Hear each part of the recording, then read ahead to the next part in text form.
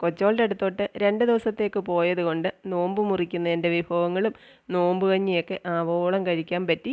കാരണം ചുറ്റുവട്ടത്തൊക്കെ പെരുന്നാളിൻ്റെ സ്നേഹം പങ്കിടുന്ന കുറേ മനുഷ്യരുണ്ടായിരുന്നു.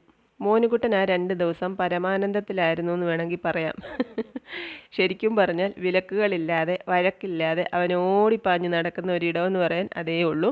സ്വന്തം വീട്ടിൽ അനുഭവിക്കുന്നതിനേക്കാൾ കൂടുതൽ സ്വാതന്ത്ര്യവും സന്തോഷവും കിട്ടുന്ന ഒരിടം അതായതുകൊണ്ട് തന്നെ അവന് അവിടെ താമസിക്കാൻ ഭയങ്കര ഇഷ്ടമാണ്.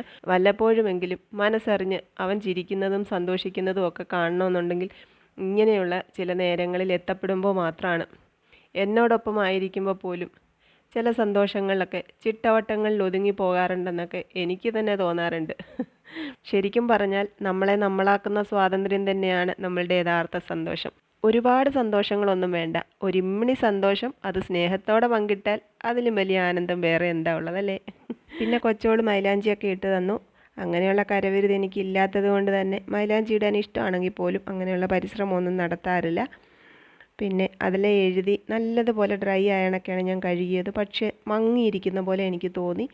ആരൊക്കെയോ പ്രിയങ്ങൾ പറഞ്ഞിട്ടുണ്ടായിരുന്നു അത് നല്ലപോലെ ഉണങ്ങാതെ കഴുകിയിട്ടാണെന്ന്. പക്ഷേ അല്ല കേട്ടോ, പിറ്റേന്ന് അതിൻ്റെ നിറം ഇരട്ടിച്ചു. ഇന്നത്തെ ലൈക്ക് ഇത് കൊണ്ടുപോകുന്നുള്ളത് എനിക്കറിയാം. എന്നാലും പ്രതീക്ഷിക്കാതെ കിട്ടിയ സന്തോഷങ്ങളുടെ പട്ടികയിൽ ഇതും ഇരിക്കട്ടെ.